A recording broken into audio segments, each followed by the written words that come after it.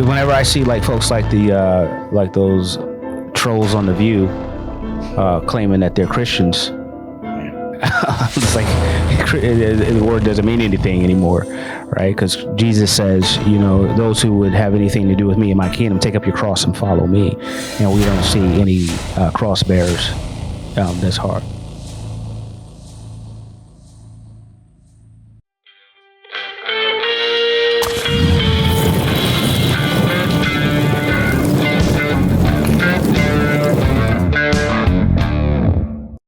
Welcome, ladies and gentlemen, to the L.A.S.T podcast, where we look at and see through our culture from the biblical perspective. This is also the podcast where the woke comes to choke, the dumb comes to die. We hang heresy and slay the stupid. I'm your brother and servant in Christ Jesus, Julian Gibbs, joined with a special guest host, Matt Brakeman, fellow brother of mine, and we'll get more into how we're connected. And today's episode is going to talk about lawlessness. And I would like to give a definition of the word lawlessness. And that's going to be coming from the Merriam-Webster's dictionary, Oxford Language Dictionary. They all pretty much say the same thing. And lawlessness is a state of disorder due to a disregard of the law. So talking about it from a Christian perspective, I think it's apropos and necessary that we discuss it. What do you think? I think so too. And, I'm a minor expert in lawlessness. Yeah. So, I'm very familiar with it from my life before I knew Christ. So, right. Know all about disobedience. Well, yeah, I think we all do, which is why God created certain rules and order, because God is not a God of disorder or confusion. He's a God of order and clarity. Right? He gives us knowledge and wisdom, and he gives us a set of rules to follow. And if we don't, we call that sin, right? Okay. And so the first place where we start with our rules is when we're kids with our parents, and they give us structure and order, hopefully, right? And if they're raising us up in a godly way and fear and admonition of the Lord, we're going to church and stuff like that. That's the second place where we get our structure and our order, right? Like through community and socializing that way. And then outside, the people that are there to constrain you is the government. And we call that law enforcement. And that's what the third thing God put in place for sin. So you don't went through three barriers, and then you hit strike three. You've already hit strike three. And then when you run into law enforcement, you're out. Now, we have a culture that's, I would say, is like stupid, idiotic, about themselves, right? And they want to debate everything. Everything's open for a debate. They're the authority. Nobody can tell anybody what to do. And they're the arbiters of what is true and what isn't. You ain't the boss of me. Yeah. And so it's almost like both the culture and the government are made up of human beings. Yep. And man, it's like the story doesn't change over time. It's just like human beings do human stuff, but for the grace of God, man. Yeah, I was watching a podcast episode with Ben Shapiro and Gavin Newsom, governor of California, and he was asking him directly about his view on trans issues, and he said, "When I look at that, I just say, but for the grace of God." Like, that's not how that works, right? Grace is giving something that we don't deserve. Okay. And if you're outright flouting God's law, you don't just wink at it and be like, hey, I would do that too. Or, grace, it's not a get out of jail or. It's all good. God forgives you. Yeah.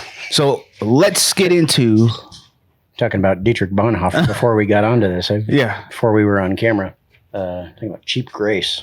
Man, grace is anything but cheap. That's right. Free to us, but certainly not free to him. Yeah. Let's build a foundation first, right, of where we get or where we're going to come from in this particular episode. All right. So we're going to start with Romans 13. And Mike and I have done this quite a bit, but it bears repeating, right? It says, Romans 13, starting in verse 1, we're going to read verses 1 through 7. It says, let every person be subject to the governing authorities, for there is no authority except from God, and those that exist have been instituted by God. Therefore, whoever resists the authorities resists what God has appointed, and those who resist will incur judgment. For rulers are not a terror to good conduct, but to bad. Would you have no fear of the one who is in authority? Then do what is good, and you will receive his approval. For he is God's servant for your good. But if you do wrong, be afraid, for he does not bear the sword in vain. For he is a servant of God, an avenger, who carries out God's wrath on the wrongdoer. Therefore, one must be in subjection, not only to avoid God's wrath, but also for the sake of conscience. For because of this, you also pay taxes. For the authorities are ministers of God, intended to this very thing. Pay to all what is owed to them, taxes to whom taxes are owed, revenue to whom revenue is owed, respect to whom respect is owed, honor to whom honor is owed. That's a tough thing to swallow, especially if you're an American and you believe in rugged American individualism and all of that good, happy stuff. Yeah, it's, I mean, we are very, culturally, as Americans, we are very proud of our rebel history. And, we founded this country in rebellion against a king of, the greatest earthly empire at its time. Yep. And I think, culturally, we take a lot of pride in that. And the founding fathers, I think, man, the cost to them, to them and their families of rebelling against the king. Yeah. Man, it's super, super high. Yes. It was definitely not, again, it was not free to them. It's extremely expensive. In blood and tears and, not just their earthly possessions, but had very, very deep consequences. Yeah. For every single one of them. And man, I think it's easy for us 250 years later to take that for granted. Just like it's easy for us 2,000 years later to take for granted the grace of Christ and the cost. So what do you think about Scripture's is clear and it's plain that God's authority, or especially government authority, is instituted by God. And he tells you what the purpose is to restrain evil in a fallen world. What do you think about that, based off what we see? Yeah. Man, I'd say especially here in the United States, of course, the word democracy gets thrown around a lot, and a lot of it kind of out of context and not necessarily accurate. But as a representative republic, man, this country as envisioned, the authority that is delegated by God to those who are charged with representing and protecting the people and the rights that are bestowed by him and protected by government according to our Constitution. And that is it's a very rare model in the world. Yeah. Of course, you and I have traveled lots of other places in the world, and I have not seen a culture that reflects that model quite the way that the United States of America does. And again, growing up under it and being born under it for most Americans, it's very easy to take it for granted.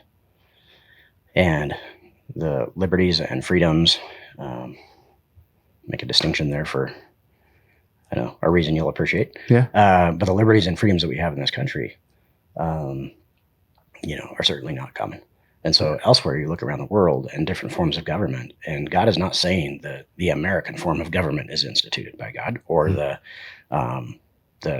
kingdom in Rome under Caesar or anywhere else is instituted by. He's saying there is no. Let's see. Let's go right to it. Yep. So I certainly don't want to misquote. Yeah. I'll be reading out of the ESV. It's Romans 13, and starting right at 1. Okay. Let every person be subject to the governing authorities, for there is no authority except from God, and those that exist have been instituted by God. Therefore, who resists the authorities resists what God has appointed, and those who resist will incur judgment. Mm-hmm. And as much as we might disagree with the form of government or the decisions the government makes, like, they have been instituted, and none of it surprises God. Mm-hmm. It's not catching him off guard. And I think a lot of times Americans, regardless of their faith, regardless of their party, their ideology, whatever, will often think, oh, our side lost. And so these guys, the bad guys. Come on, yeah. Yeah. Right. That's well, I look at it like this. It says like the lesser magistrate is what we would call it, right? Is God's servant, right? Is instituted by God and is there to serve God's purpose, right? So it makes it a servant, even when that magistrate is immoral. Oh yeah. And what we see in Scripture is that immoral governments are judgments on an immoral people. So I know we would like to separate ourselves from that's them and this is us, right? But we're all one people, which is sometimes when God passed judgment on the nation of Israel, it was all of them. So they could be punished for something that their king did or something that their priest did. God would punish them all because they were all engaged in immorality. And God would say all of them were blind, on their lips are the poison of asp, their mouth is an open grave, their feet are quick to shed blood, none is righteous, none of them are seeking after me, all have turned aside. He says all of them. He didn't say the pocket of, conservatives in this little conservative town, or these, liberals in this little town over here fighting for the people. He just smashed everybody. And he would send wicked governments or pagan kings and queens and stuff to punish them. And so my first thing is to look at myself, do some house cleaning, and critique, constructively the institution or whatever that I belong to, and say, hey, what aren't we doing correctly?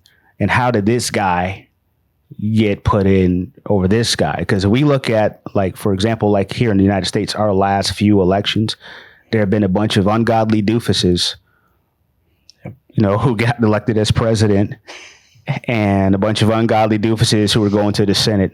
And then when we see somebody, the bar is so low now that we see the slightest guy or lady who just shows that they have a little bit of common sense. Mm-hmm. We're like, hey, that's the person we're going to go for. Yeah. And they might not necessarily be godly either, just might be less dumb. They might be less dumb than the other people. And so as Christians, I think sharing the gospel to everybody, preaching Christ and him crucified, actually getting out there and doing the work of the mission in the mission field, mm-hmm. in your communities, in your local and state communities, the Holy Spirit breaking these people's hearts and drawing them to Christ might, I'm not going to say might, I know it absolutely will help them make the proper decisions in discerning who gets in office and the policies and statutes that these wicked people pass. But we haven't been doing that. I think, in my opinion, we've decided to put on jerseys and join teams. So say me and my brother, we're fans of the New York Knicks basketball team, right? Fans of the Giants, right? People should shake their head, right? But we're honest in telling everybody that we're fans, which is short for fanatic. It doesn't matter how bad they are. I know. It doesn't matter. I have to confess my unrighteousness too. I mean, yeah. I'm a Chicago Bears fan on the football side. So yeah. I suffer with you, brother. Yeah. I'm right there. But we should do that too. We should people will pretend like they're not fanatics about their team winning, that there's an R or an L or a D in front of the name of their party member. And that's why they're siding with whomever they're siding. Yep. But Paul tells us that we are aliens here. Sojourners, in a strange, if we're not passing through a strange land, we're just passing through, and not to be slaves to the world and the things of the world, but to make disciples for Christ.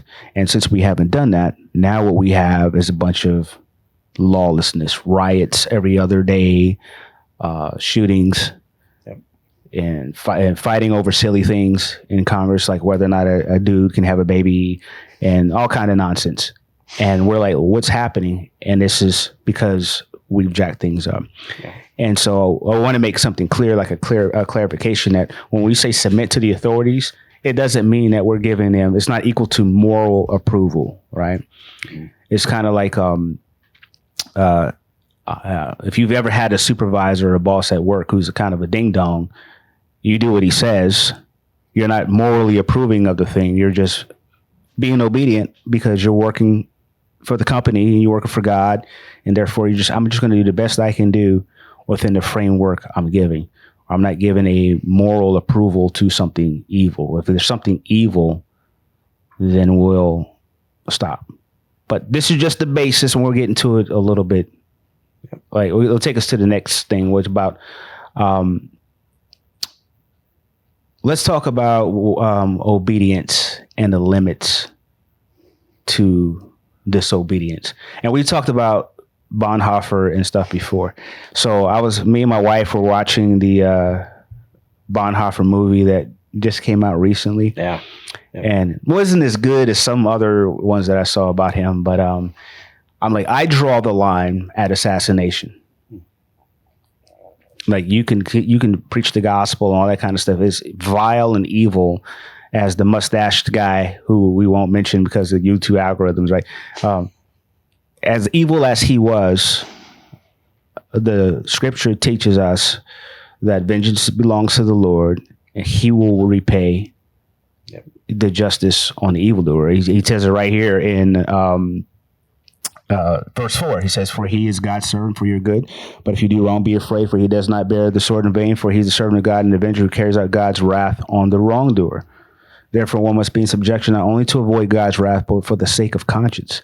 I don't know if I could stand in front of the Lord and say, I unalived another human being for good. God has specific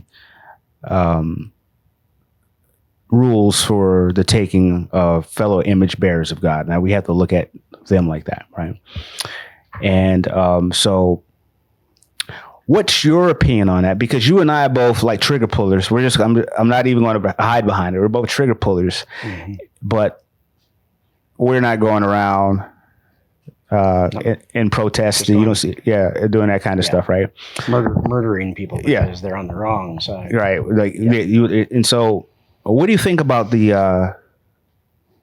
Like for you, like how would you like counsel people about obedience and where like so for me it's like obedience ends where sin begins, right? Mm-hmm. Like, so how would you give an example of or a framework of how you would operate with that, or how you operate? Yeah, well, as you know all too well, I was a scout sniper in the Marine Corps, mm-hmm. and of course, infantry rifleman before that. So, my entire job in the Marine Corps was, locate, close with, and destroy the enemy by fire and maneuver. I mean, that was the essence of the core mission. So, and in the absence of orders, it was all about, mission accomplishment. Mm-hmm. And so, you had commander's intent. And to me, that is only though kind of a dim reflection and an insufficient metaphor. Mm-hmm. It's derived directly from God's word. Right. We have commander's intent. So in the absence of orders that would alter that core mission, that's what you do. You go with the last commands that you were given. Mm-hmm.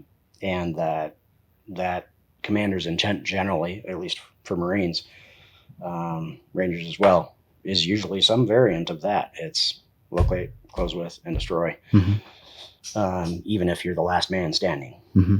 and you have the means to do so, to fight back, you continue to carry the fight to the enemy. So when Jesus was asked, what is the foremost or what is the greatest commandment? What was his answer? It's love the Lord your God with all your heart, all your strength, all your, and to love your neighbor as yourself. And if that, reflecting the love of God, whether they love God or not, and regardless of whether they're walking in obedience, it is our personal responsibility to walk in obedience to Him. And so if walking in obedience to the governing authorities, which are instituted by Him, whose authority is delegated by Him, means being disobedient to Him, that's where obedience to Him takes precedence. Because I'm not about to violate God's commander's intent for me by being obedient to something that I know is wicked, that I know is sinful, that I know is, and that's where, for me personally, that's where that line draws. But if I'm sinning by walking in disobedience to the governing authorities and being disobedient to my Lord, oh man, that's bad news. Yeah, well, we have examples though, right? So like I would tell people, like, we have examples in scripture of what this looks like. We have the Hebrew midwives. We have Daniel, right? Because the Hebrew midwives, they were told like to let them know where all the boys were, but they didn't do that, right? At great cost to themselves. Yeah. I'm glad you bring that up. My wife is a midwife, and we've had this conversation extensively, especially when it came to certain governing authorities in some states of the Union,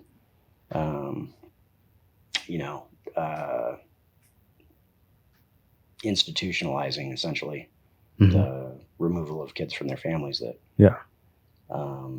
for causes that certainly weren't biblical. Yeah, well, let's see, for me, that would be evil, right? They're protecting people from doing evil.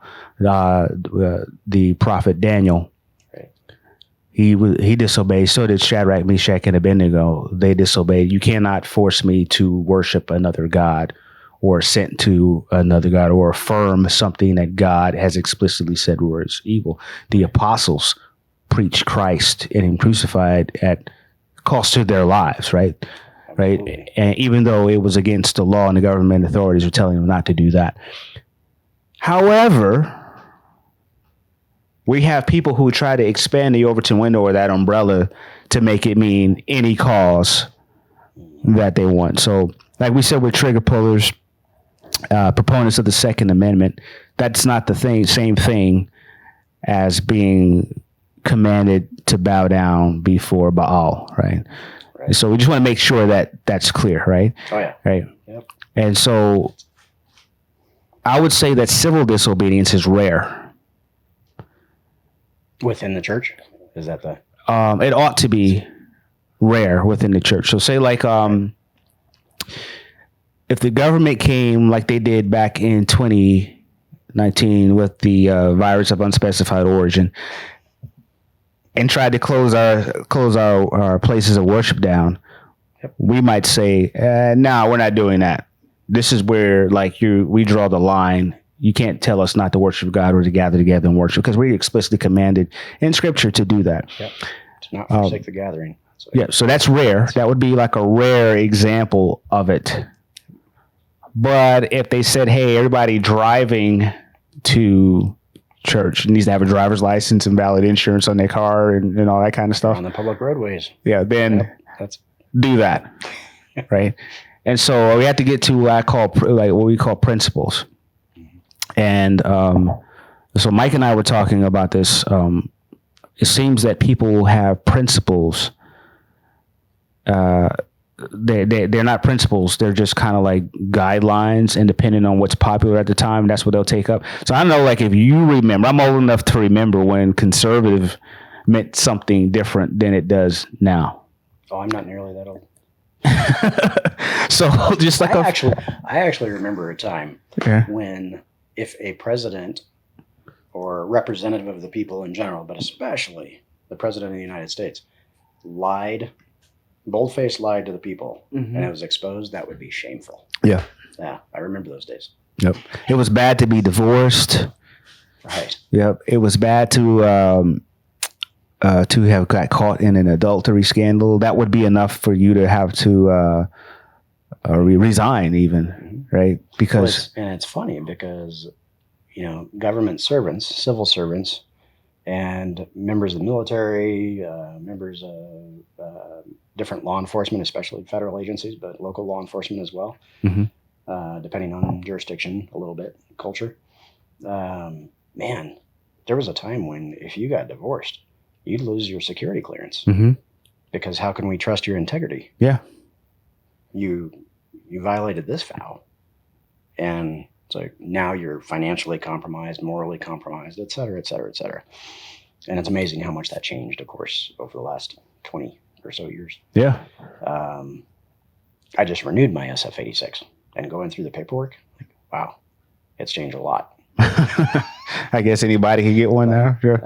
We're kind of close, but yeah, I remember when I was in active duty.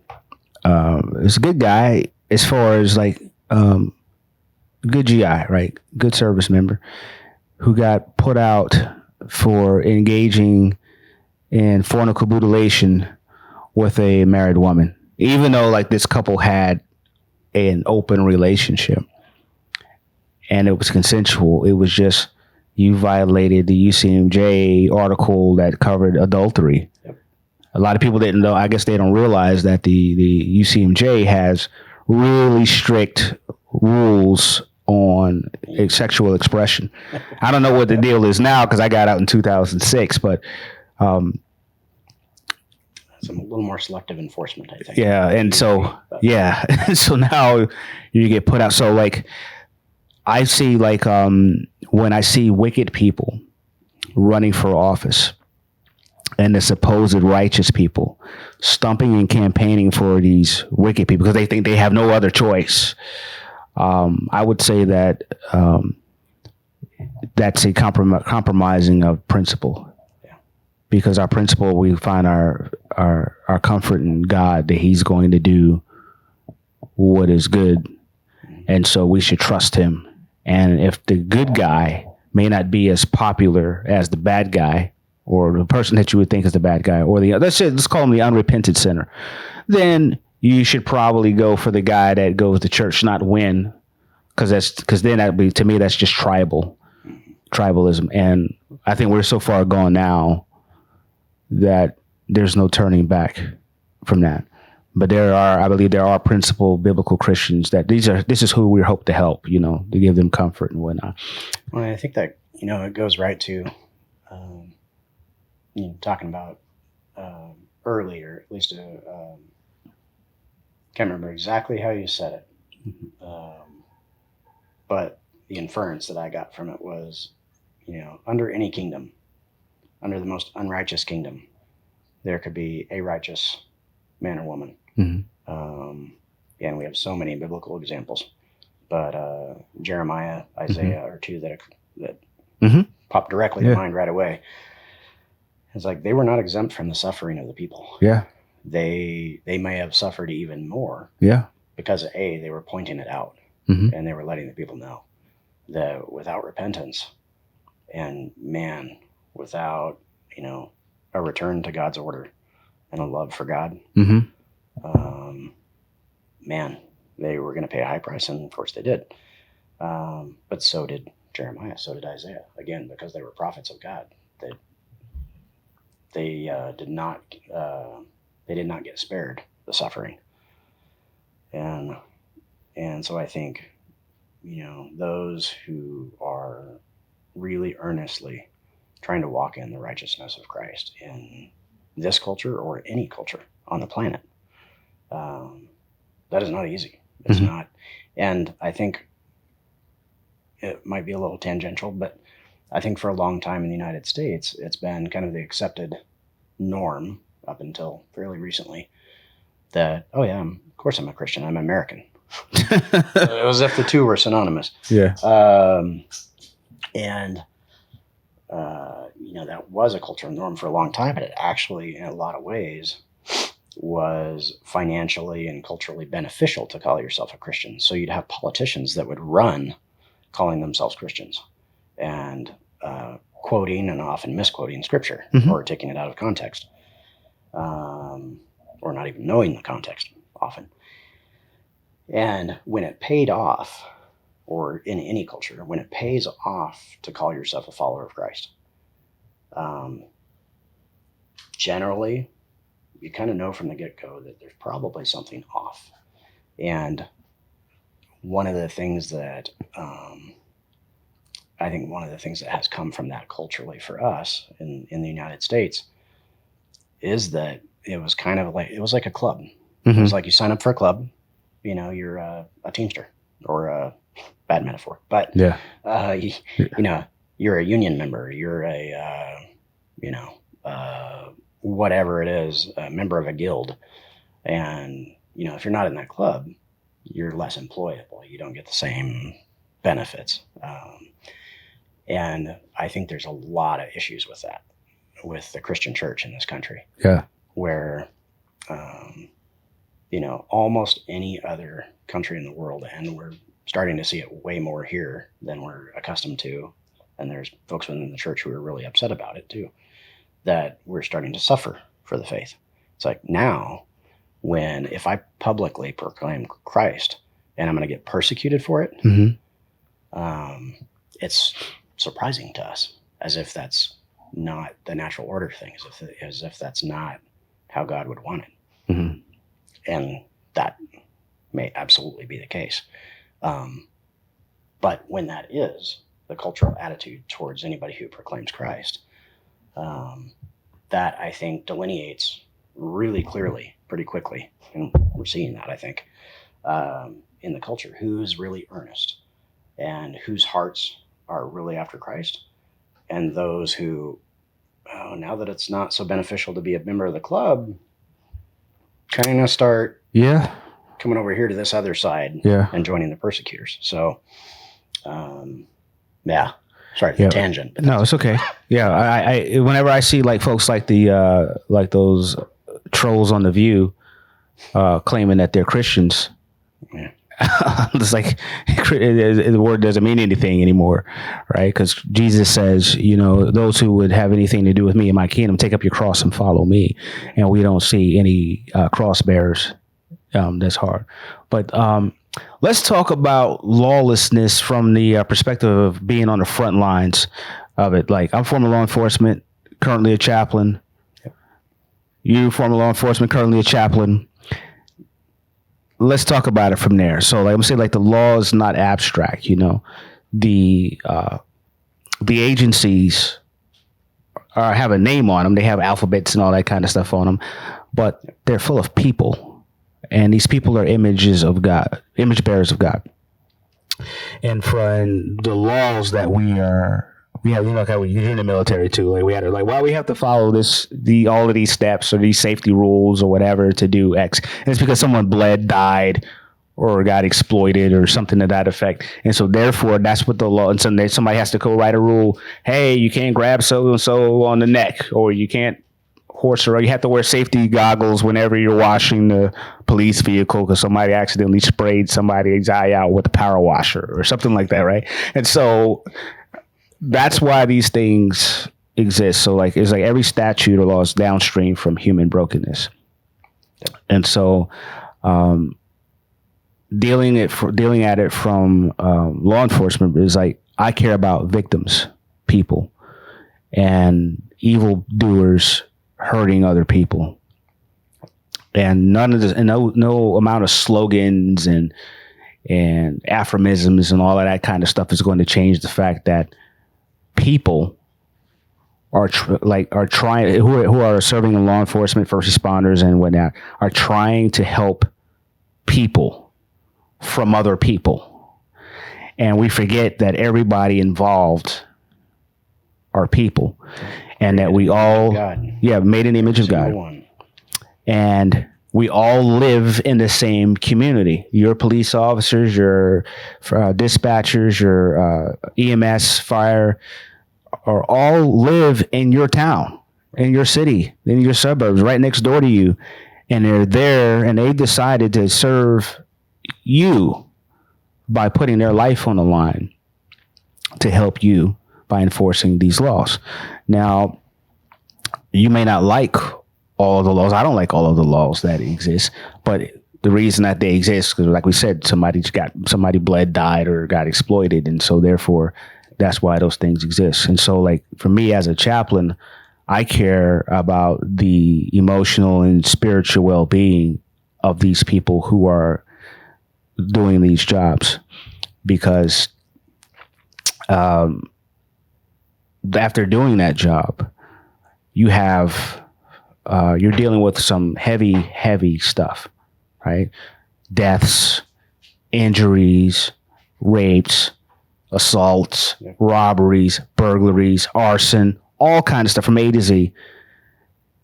And it's bad. And sometimes you get several cases in a day. Oh, yeah. Especially if you're doing patrol, like you're a patrolman.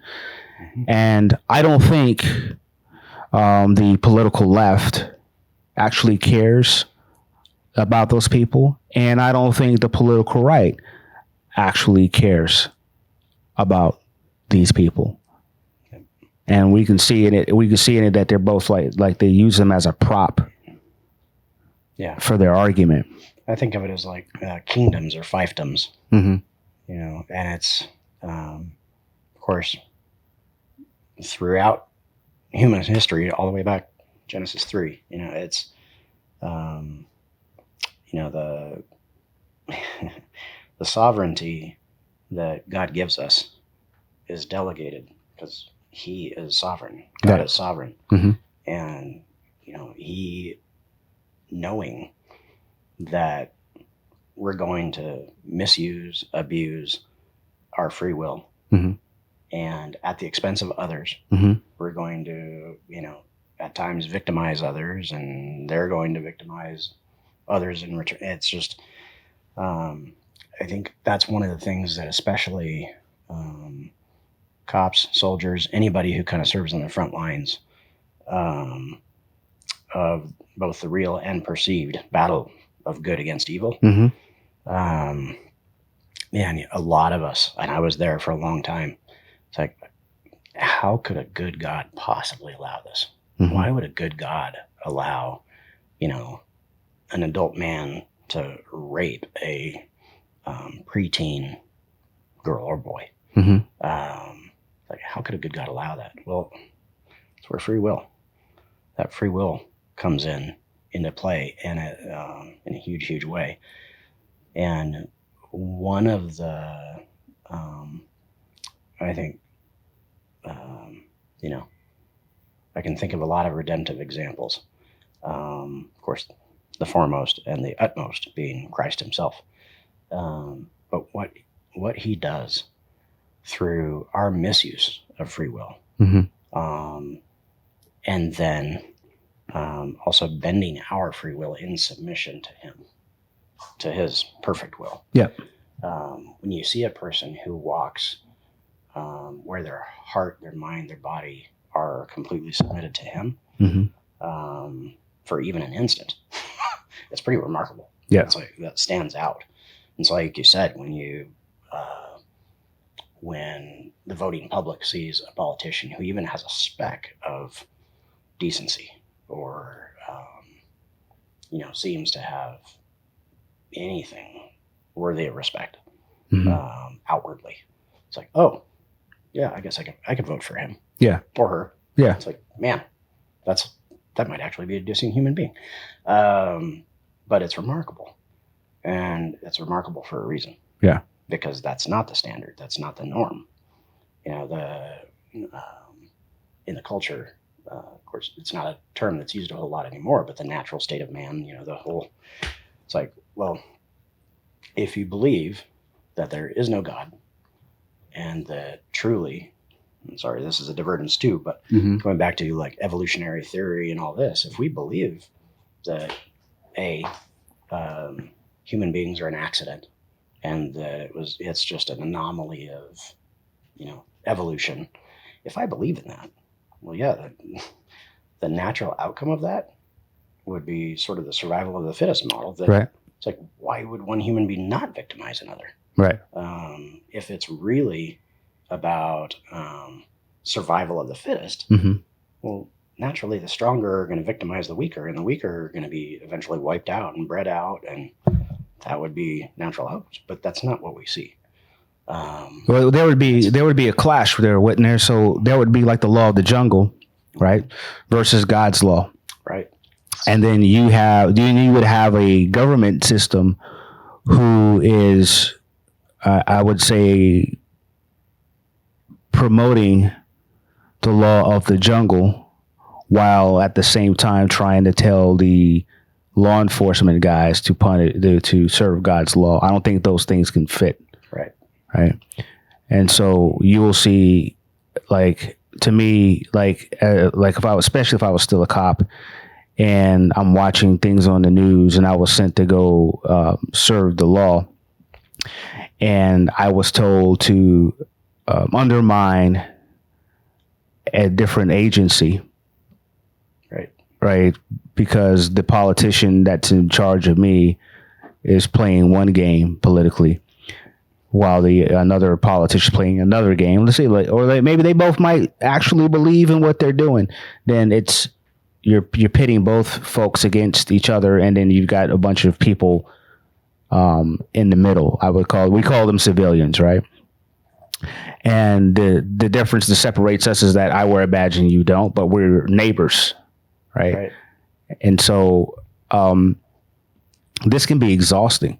So say I remember my shifts would be anywhere for a minimum of 12 hours, but they could be up to 16, 17, depending on what's happening. And you're doing 3 on, 2 off, 2 on, 3 off. You're on nights. You haven't seen the sun for months, or you'll switch the days, and then you don't see anybody at night because you got to go right to bed because you got to get up super early the next day. And so this is all what you're doing, and you're seeing all heck going on, breaking loose. And people don't realize once you step behind the curtain and see the real evil that's out there in your community. People, I just love this town, it's great, and blah, blah, blah. But you're like, hey, I'm responding to crackheads and meth addicts and meth labs and human trafficking and all sorts of stuff that you don't see, and that doesn't make the paper. And then you become, you'll get what the term is now called a moral injury, which is like PTSD. I got an actual definition for it. I want to let people know about this. So if you go to ptsd.va.gov, their definition for a moral injury is the distressing psychological, behavioral, social, and sometimes spiritual aftermath of exposure to such events. A moral injury can occur in response to acting or witnessing behaviors that go against an individual's values and moral beliefs. So imagine being a Christian or supposedly a good person and seeing all of this wicked and evil, and you signed up to stop it. And those are lawless people. Let's just call them criminals, right? They've broken the law, right? And then instead of people saying, hey, man, thanks for making my community safe, thanks for getting that guy out of here, instead what they do is they riot. They surround you, blow whistles in your face, try to run you over with their cars, and they paint all over, tagging and painting things on the streets and stuff, protesting you because they support the lawlessness and the criminal. Yep. And try to protect the criminals from you. Yep. Yeah.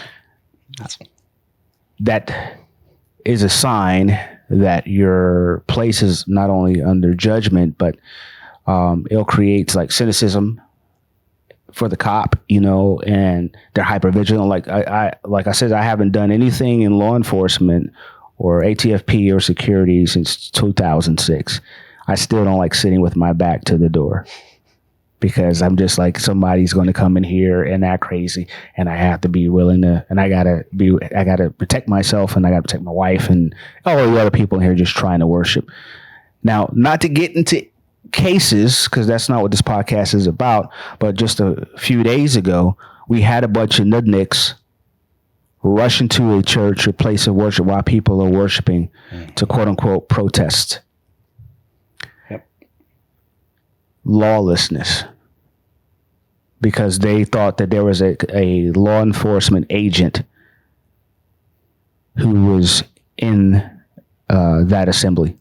So they thought they gave them the right to go and mess up this person's worship. Yeah. Imagine that. Oh man, especially as a parent with a child in that congregation. Mm-hmm. And when those protesters, rioters, lawless criminals, when they try to keep me from getting to the nursery to get my child out of there, and they physically block me when I'm trying to explain to them, my wife and I are going to get our son. Yeah. My wife and I were going to get our daughter. And you physically block me from getting to that nursery to protect my children. Yep. We're gonna have us a problem. Yes. Words may not be enough. Yeah. Yeah. Yeah. We want it's another example of lawlessness when the laws are selectively enforced by leaders, and those leaders are undermining the laws that are on the books and God's law. When they're purposefully undermining that is a signal to the people that God says that they're supposed to protect from, that they're supposed to be swinging the sword on, that they can do whatever. So we would say there's a term that I think I've only heard it used in the military, is dereliction of duty. Yep. When the leaders are derelict in their duty to enforce the law and do it in a godly way, or at least in a moral and ethical way, this is what we have. We have chaos like we have today. You had a couple of years back a very distinct example in domestic law enforcement when there was a school shooter inside a school. Yeah.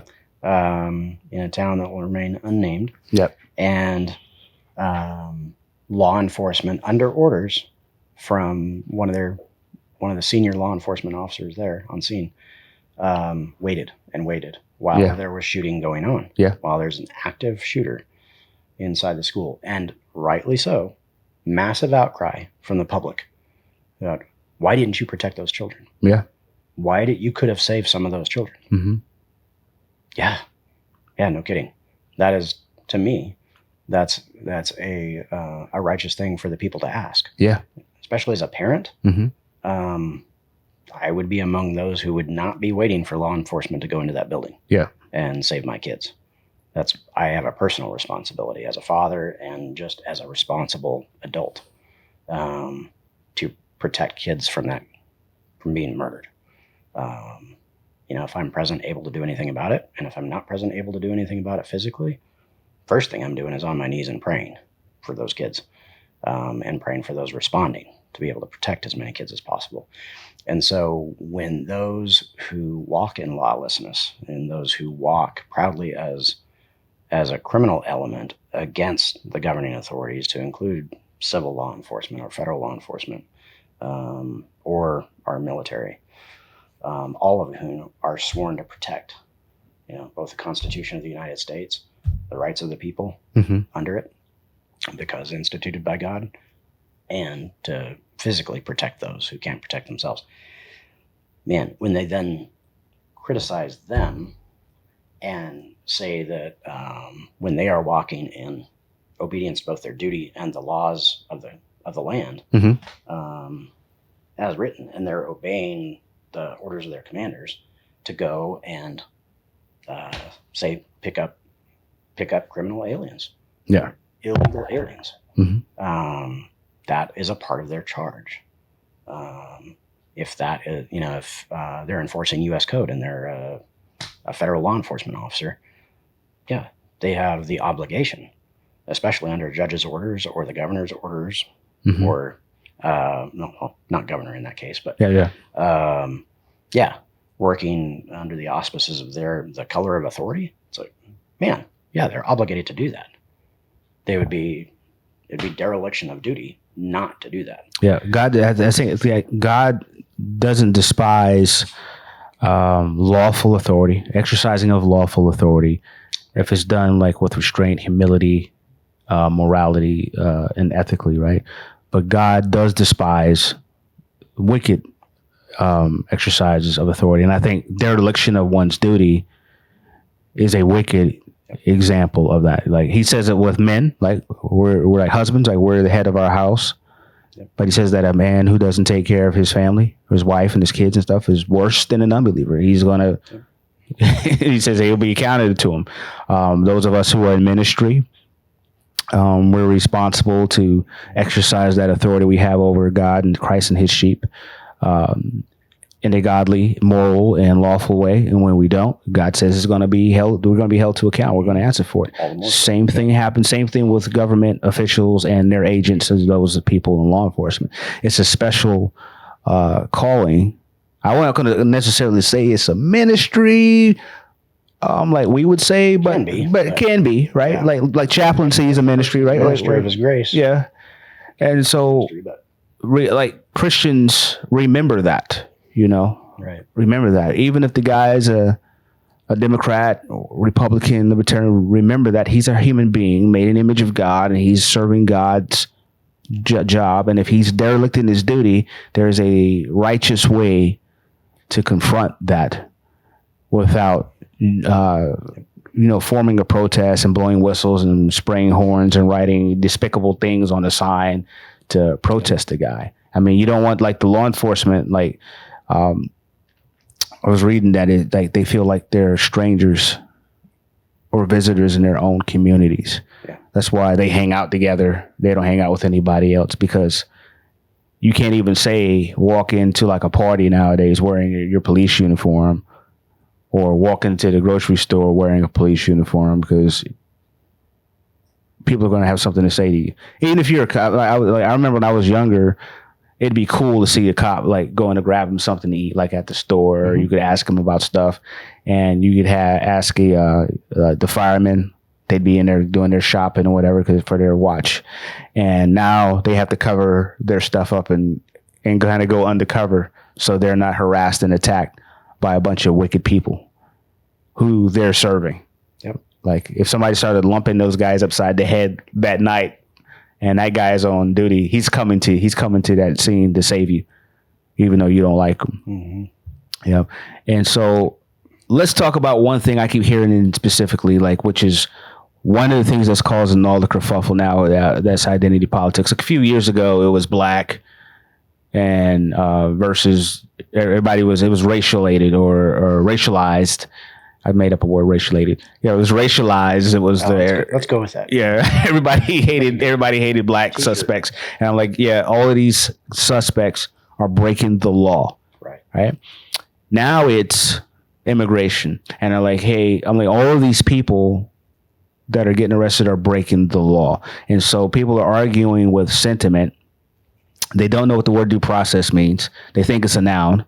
It's not. It's an adverb or a verb or adjective, right? But that's why. And it's like that. And then and they just start spewing a bunch of nonsense. They interfere with the law enforcement trying to do their job. And then I've seen some who tried to make an argument that the Bible says that we have to be nice to the illegal alien. Yeah, using a text from Deuteronomy, and I want to read it to you so that we cover this, because I think we'd be remiss if we didn't hit it, right? So we go to let me go to Deuteronomy. There's a bunch of text in Deuteronomy about sojourners. But let's go to Deuteronomy chapter 10, verse 19. It says this. It says, "Love the sojourner, therefore, for you are sojourners in the land of Egypt." That's true. So when people try to rip that text out of the entire book of Deuteronomy and Leviticus and Numbers and everything else, that's true. But does the person in your country have to obey that country's laws? I wonder if the Bible says anything about that. Let's go to Deuteronomy does. So does Leviticus. They have to observe Passover and all the holy days, just like everybody else. But I think Numbers 15. We're going to go to verse. A Persian king could make you bow down to him and not pray to another god. Yep. I mean, I think I've heard a story like that one time. And they actually enforced that law by the sword. Yep. Or even a fiery furnace. Yeah. Everybody. Yeah. Every country thought so, and it still does. Right. But let me read this one. Numbers 15 says this. Numbers 15 verse 16 says. Actually, starting in verse 15, I want to read that. It says, "For the assembly, there shall be one statute for you and for the stranger who sojourns with you, a statute forever throughout your generations. You and the sojourner shall be alike before the Lord. One law and one rule shall be for you and for the stranger who sojourns with you." That's what God has to say about that. Now, when you and I were traveling overseas, you might remember the SOFA agreement. Yeah, it's called the Status of Forces Agreement. And it was pretty important. Yeah, just because you were a American citizen who might have been stationed there on base, because that might be sovereign U.S. territory, they might consider it that on the basis of depending on where you are. You were still subject to that host country's laws and statutes and stuff. And if you violated them, you were going to get smoked, right? They first might hand you over to them to prosecute you through their process of jurisprudence. And when you got done, then you had to come face the UCMJ, the court martials under UCMJ or NJP. So, and since I was in law enforcement while I was in the military, had plenty of cases like that. It was just drunk driving, smashing into people, assaults, fights, bar fights, whatever. If they happened off base and happened in the street and some other country and they didn't play that, somebody from the base had to come, like from legal or whatever, had to go and negotiate something with the host country to get you out. And if it was too out there, they were keeping you. Mm-hmm. And so I don't know why folks in the United States that think that people can come into our country and do whatever they want, when there's a clear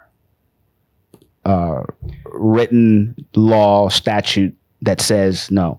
So like the law is not sentimental. Like I don't feel good about people being poor and suffering, and I can relate to that, and I don't want anybody to have to suffer.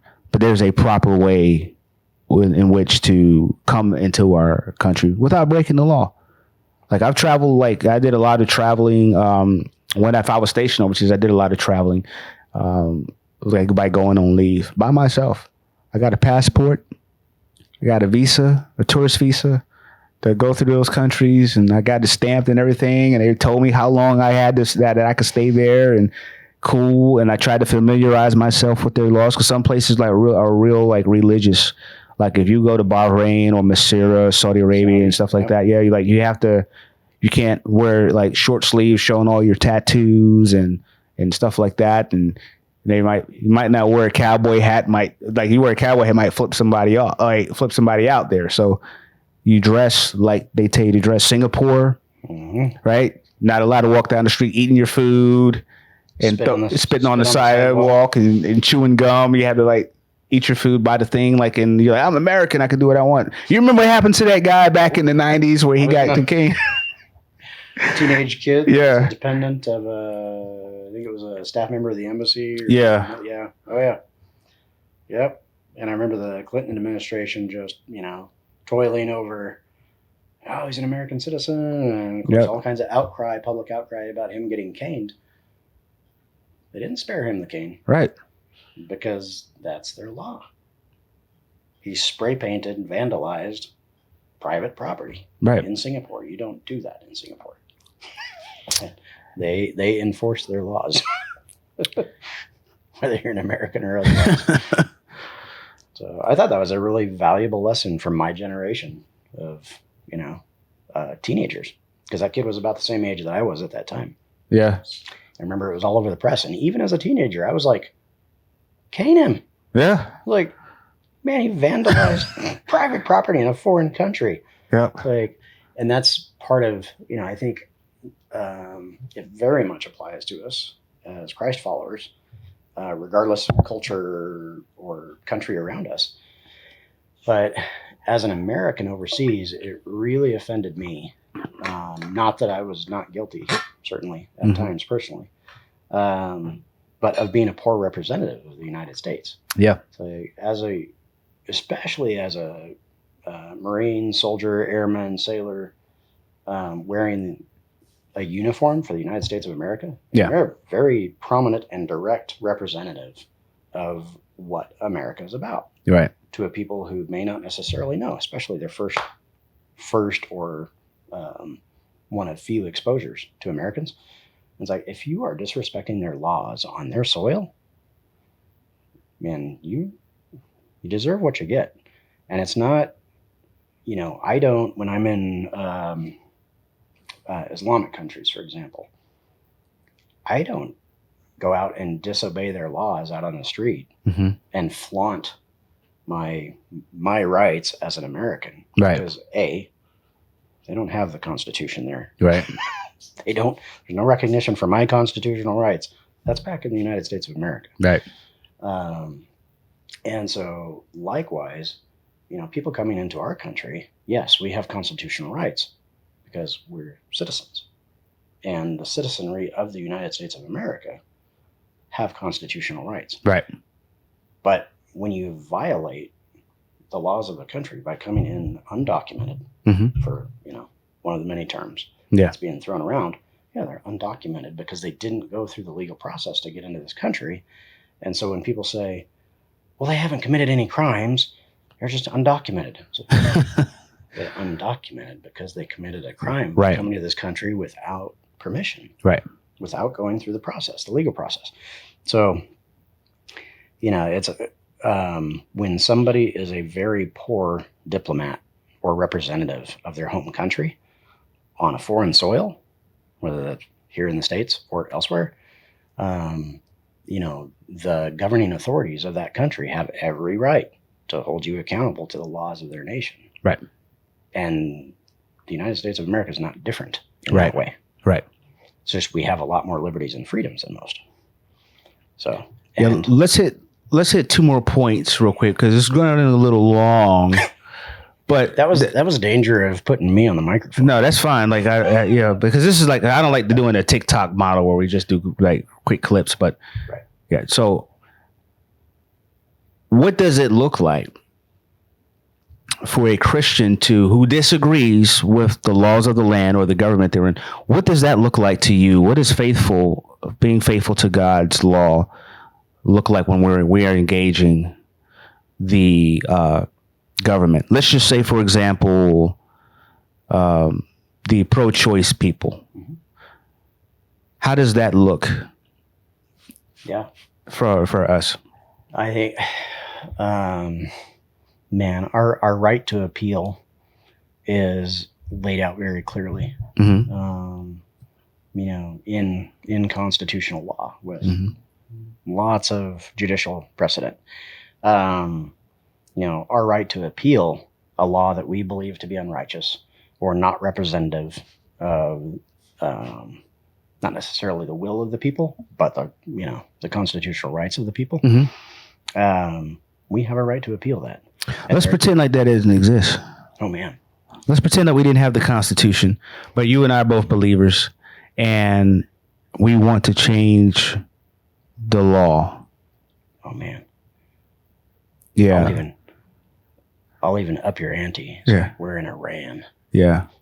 Iran or Yemen. Yeah. What do you do as a Christian there? Because we have assemblies in like some of these countries, right? And they are in constant prayer for their rulers. God, open the eyes of this person. God, break this person's heart. Save them. Like regenerate them. Give them the Holy Spirit. right? They don't pick up rocks and weapons, right, and start tattooing stuff on their necks, and we're going to fight, right? Or shave their heads and paint it all kind of weird, like Crayola colors, and then run out in the street because they would get decimated, right? We have a model of it, of the first Christians in the first century church, and then during the pockets where there was like heavy persecution, like by Nero and Diocletian, right? They prayed for the leaders, right? They peacefully advocated for the law to be changed, or for at least tolerance for their worship.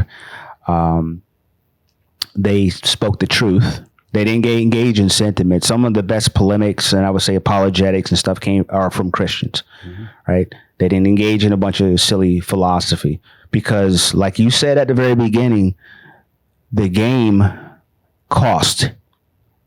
They were willing to die and suffer for the sake of their Christian conscience and the Word of God. It wasn't pragmatic. It wasn't pragmatism. It was all or nothing. Yep. If I lose, it's over, right? So like Luther had to get like a letter for like safe passage to come and speak and at least debate, but he didn't have safe conduct. It's like a passage was like safe conduct back home. So it's kind of like, yeah, I won't hurt you if you come, like, but I'm not promising that I'm going to let you leave. But he went anyway, right? Oh yeah. Right. Yeah, I think of the early believers who were, say, especially in some of the Roman states, when it was very common culturally that, of course, contraception was for the most part kind of a non-issue, because it wasn't only thing available was pebbles or stones. Yeah. And so, I won't dig into that too deep. But, again, my wife is a midwife, so I know more than I want to sometimes about birth control back then. But, they're kind of a cultural norm among some of the people back then was, of course, if you had a baby, an unwanted baby, unplanned, and if you couldn't feed that baby, you just take the baby outside the house. And of course you had open sewage drains. They're just canals. And so you'd put the baby by the canal and let them starve. You may even, crush them or do other things to make the process a little quicker. But Christians became known in those cultures for going and picking up those babies and then nursing them as their own.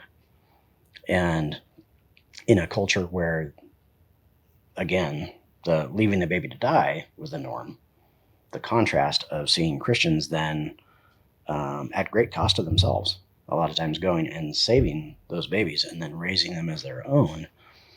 Man, that was a great testimony in a very dark, hungry, thirsty culture. Very much in need of truth, very much in need of life. And, that's some of the things that even the secular historians point out. Yeah. Is that these, whether they thought it was crazy or they just thought it was zealotry. Yeah. It's like these people really believe what they say. I mean, because they're paying the cost. And sometimes, being burned at the stake, eaten alive by lions. Yeah. Or, many other things. What about like rebellion? So we don't treat rebellion as a virtue, right? Even though we're born out of as Christ followers, right? As Christ followers, right? Yeah. Because we, I thought you were speaking there as American for a minute. Well, see, like we treat we treat rebellion as a virtue for Americans, but even they get that wrong, right? Right? Because when we read the Declaration of Independence, we see the opening that they're like, we have no other recourse. We've tried everything that we could in a peaceful and kind way, so we're just going to issue a letter telling you we're not listening to you anymore, understanding that the sword was going to become the king had no choice but to use violence against them, and they were just going to defend their position. They weren't fomenting rebellion just for the sake of rebellion. They knew it was going to cost them, and they did. It cost. Oh, yeah. And today, I guess it's because people watch a lot of TV and movies. I see everybody with their fist up, throwing up the communist fist of solidarity and threatening and wanting to fight. And I see it on the right. We're ready for you. And I'm like, hey, like, rebellion isn't virtuous. Most revolutionaries die in the field. That's the reason why they're famous, right? Right? You know, like, is that the cause you want to put your life of? Is that why you carrying the cross for Christ? Yep. Or because we carry the cross is one thing to die for the gospel, right? And trying to do what's right, like Charlie Kirk, right? And it's another to die because you think illegal aliens ought to be able to come in the country, and not because you don't like that law. You think you should be able to smoke marijuana, or no, we don't. Right. We are the church is the moral conscience of the world, and we lose our moral authority when we start mirroring the world's rage and taking up their causes. But last one, how should we speak to lawmakers? I think we should avoid mockery, right? That's what, like, we see the left doing this all the time. They're always mocking, and they always think they owned somebody. I think one of the dumbest things is these quick debates where a person sits down at a table and they hit the clock, and then they have like 50,000 people trying, or like it's like a room full of people trying to rush to get into the chair to debate them on a topic, and they only got a couple minutes. I'm like, I read like the Lincoln Douglas debates. Those were like, what, 3-4 days. Luther was doing his debate for like 3 or 4 days. Like, but today it's just a mockery of the person, purposefully misrepresenting their argument and purposely misunderstanding their argument. You look at all over YouTube, so and so owned this guy and blah blah blah blah blah, and then we have fear-based activism. If I don't win this election or they pass this policy, the sky is going to fall. Yep. Yeah, and then or they place this messianic view on the politician they like. I remember when Obama was running for his reelection, and I was listening to Michelle Obama talking to a lady about why. There's some interview about why should we vote for Barack Obama for reelection, and she says that Barack Obama has brought us out of darkness into the light, and that if we continued, then this is going to be this awesome country. Blah blah blah blah blah. I'm like, you're stealing phrases associated with Christ to Obama. And to be fair, there were Christians who were claiming that Donald Trump was the son of God, and that when he got elected, and we played it, like we had an episode where we played, I forgot the lady's name, and she says that the Lord spoke to her and told her that Donald Trump, she said, God told me to tell you that Donald Trump, so this is my son in whom I am well pleased. I'm glad I didn't see that one. Yeah. Not because I stand against Donald Trump. Yeah. But because, man, when we look to any living human being as an idol or as a Messiah, it's like we already have a Messiah. Mm-hmm. And he did die on a hill. Mm-hmm. And 3 days later rose again. And that tomb is empty. That's already done. Mm-hmm. He called it finished. He means it. And so when we make an idol Messiah, earthly kings out of a person and put allegiance to them over our allegiance to Christ, over our allegiance to God, man, you're not only doing yourself and your family and the entire community that you're loyal to, faithful to, whatever, sworn to protect, especially if that's your role. Man, you're not only doing you and your family a disservice, you are doing your community a huge disservice. And there's a really high cost for it. So yeah, I am not in favor of idolizing any, regardless of political party. Yeah, isn't that what it basically falls down to? Lawlessness comes down to. It's just another form of sin, which is basically is an idol. And I think if you actually scratch at that long enough, you would say you think you're God. Yep. And you get to make the world the way you want it to be because you don't like the way God made it. Almost like the lawless one. Yep. Who's, whether you acknowledge him or not, if you're among the lawless, he's your Lord. Right. It's demonic. It's satanic. It's downright evil. So I would say, like, to brothers and sisters who are listening and watching, like, you want to protect your testimony. And I say it a lot. It's not just a slogan, but when you're driving down the road, don't drink and drive, right? Park where it says that you're allowed to park, right? Put your shopping cart back. Don't set fires to things that when in a no fire place zone, right? Because we live in a place where there's wildfires and it says no lighting fires between this time and this time, right? I don't talk about my Christian liberty and therefore I'm going to light my fire to burn thing because it might burn the place down. Now, and I got brother-in-laws and stuff that are part of the fire department as well. So yeah, it wouldn't go well, right? And don't give cops a hard time, right? If you're speeding, take your ticket as a Christian and say, thank you for your service. I'll slow down or whatever, and I won't do that anymore. And if just be on your P's and Q's. Obey the law where it's moral. And when you see evil or wickedness, like I would hope, like brother, like if you saw me doing something that was illegal, I would hope you would pull me to the side and say, hey man, like don't do that. The soft reproof or even a rebuke, like, hey, knock that off. Like when I first got here, it was like right before hunting season. And I'm like, hey, there's deer like sitting right there, like they're standing right there. And I'm gonna pop it. And they're like, you have a license?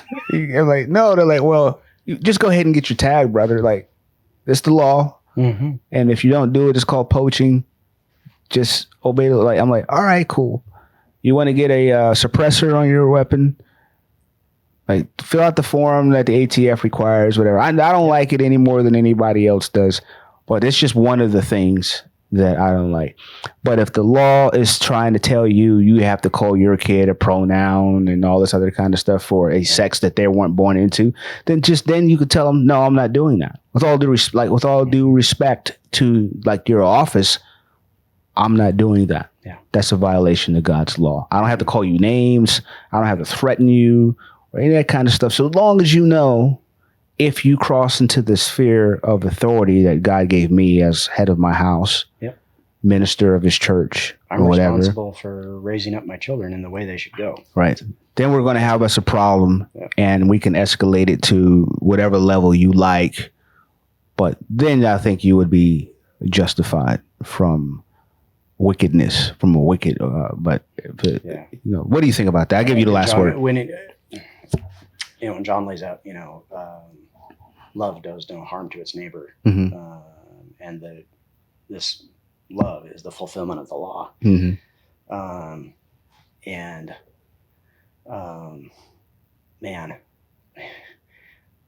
I think the only perfect, I don't think, personally, no, but I will assert that the only perfect example of love that ever walked in the flesh on earth is Jesus Christ. Right. And, he did that and died and rose again on our behalf because we can't do that. We can't fulfill the law. That's a part of, it's like the whole book. It's all about him and how we cannot fulfill the law by our own strength, stamina, discipline, willpower, whatever. Man, he does that on our behalf. And he says his grace is sufficient for us. And that sufficient, so much more than just enough. Mm-hmm. Man. And, we read, the perfect law, which gives freedom. It's like, man, he set us free. And that does not mean that we are exempt from law. It means the law, which gives perfect freedom, that he instituted from the very beginning, but had to record on stone tablets because we were stubborn and stiff-necked. Yeah. And continued to not love one another, to not love him, as we know is right. Yeah. Whether we've read it in the book or not. It's like there is a law that's written on our hearts. Yeah. And when we treat other people, regardless of race, color, religion, creed, nationality, or uniform, mm-hmm. if we treat them with disrespect, we are wrong. Yeah.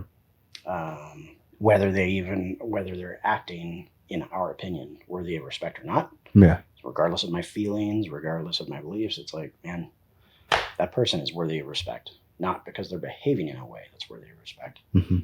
That would be great. But it makes it easier for me to act respectful with them. But even if they're disrespecting me and disrespecting other people around them, I can still treat them with dignity and still do my part. And as a responsible adult, that's part of my charge, is also protecting those in my presence, especially those I'm given authority. Yeah. And that, again, delegated authority in the case of my kids, my wife. But as a Christ follower, I'm also obligated to love and respect the people around me, including those who obviously are not practicing love and respect for others. Yeah. And at times that's an especially strong witness to those people. Like when you treat a person who's behaving with no self-respect, no dignity, and treating everybody else the same with no respect or dignity, and you treat them firmly, mm-hmm. but with respect and dignity, that's an amazing witness among a lot of those folks. And of course I was once there, so I know it from the other side as well. And I think that's one of our biggest callings as Christians, is to be law abiding in the eternal sense, law abiding under Christ, and in submission to Christ, mm-hmm. in a lawless culture. And so when we say, I don't like paying taxes mm-hmm. to a government that uses my tax money to then go and institute abortion in any way, I object to that strongly. Yeah. But again, there is a legal appeal process for that. Mm-hmm. And my first go-to is prayer. I pray for those that are our representatives in government. And I say, a representative republic, the people who represent us and we object to, and it's like, how did we end up with this guy? How did we end up with this lady? It's like, man, the people that we elect, especially in our model of government, are a reflection of us. And so, like you said in the very beginning, it's like I have to start with house cleaning myself. Mm-hmm. I have to do a lot of not just introspection in the world sense, but I really have to compare myself against the only bar of comparison that we have as Christ followers, and that's Christ. Mm-hmm. And it's like, man, get into the Word and check myself against what He says to be true. Yeah. And His promises. Well, let me interject real quick because you brought it up. I thought it would be apropos to talk about it. Talk about love, biblical love. Here's what God says love is through the Apostle Paul. 1 Corinthians chapter 13, starting in verse 4. Now, everybody thinks this is a cute thing to say at a wedding, but let's check yourself on this, brothers and sisters, if you're watching. It says, love is patient and kind. Love does not envy or boast. It is not arrogant or rude. It does not insist on its own way. It is not irritable or resentful. It does not rejoice at wrongdoing, but rejoices with the truth. Love bears all things, believes all things, hopes all things, endures all things. Love never ends. That's 1 Corinthians 13, 4 through 8. So I think when we're looking at all of this wickedness and all of this evil, those of us who are been given the grace of forgiveness through Christ and regeneration through Christ and have the Holy Spirit, this is how we ought to look at those people. So like everybody who's doing whatever we don't like, right? My first thing is be patient, be kind. It doesn't mean it doesn't say be nice, right? It says be kind, right? It says it doesn't envy. We don't boast. We don't be, or it is not irritable or resentful. Now, this is very hard for me because, like, I'm a very regimented law enforcement guy. I'm like, hey, you broke the law. Like, that's it. Get out. I trip over a toy on the floor. Yeah. In the middle of the night in my own house. Irritable, resentful. Yeah. It's very difficult. Like, sometimes I show my wife who watch these YouTube videos of like the sovereign citizens. And people who get pulled over, or people get pulled over, and the cop is just like, I just need to see your driver's license. And it becomes this thing. It's really difficult to not, to not be like not to get irritable or resentful to these people. But I mean, like, we have to be professional, but it's still a heart thing. It's like, hey, like, don't take it personal, right? Just say like, hey, like, this guy is. First, take the log out of my own eye. Am I obeying the law and doing what I'm supposed to be doing, right? And then my job is to love him like as I love myself. And I would want somebody to tell me the biblical gospel and say, hey, you're being evil. You're breaking the law. I don't have any beef against you personally. You need to go back to your country. Come back in the right way because that's lawful. I don't care about your race or any of that kind of stuff. I don't care, like, if you're blue-haired, like, shaven head, a harpy that's screaming at the top of your lungs. Yeah, like, it's your voice is irritating. But I think that the gospel is for you too, right? Like, you can, and I don't want anything bad to happen to you. I don't want the wrath of God to fall upon you. So I'm going to treat you with the dignity of a human being and as my human sister bearing the image of God. And I'm going to pray for you.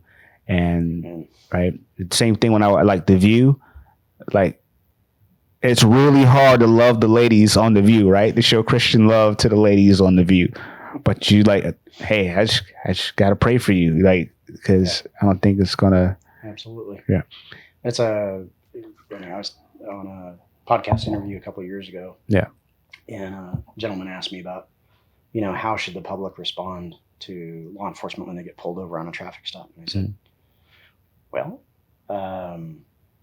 if they immediately start with the assumption that they're being profiled or that the cop has something against them personally, and that's why they're being pulled over, it's a really bad place to start. If they immediately start with, oh, what did I do? Because oftentimes you're not aware of the violation. It's like, that's why you violated, whether it was an infraction or whether it was an actual violation of the law. It's like a lot of the times people aren't aware of it. And that's not a defense, not a legal defense in any way. But it is, if you start off from the humble belief and the humble assertion that, this person, I probably did something, and this person is probably just doing their job. If in the interaction, once you actually have face-to-face and some talking done, if you find out that it's different, then adjust based on the facts, based on what you can see and what you can know and what you've been told. But so if you just start off with, morning officer, afternoon officer, what did I do? Yeah. And they'll tell you.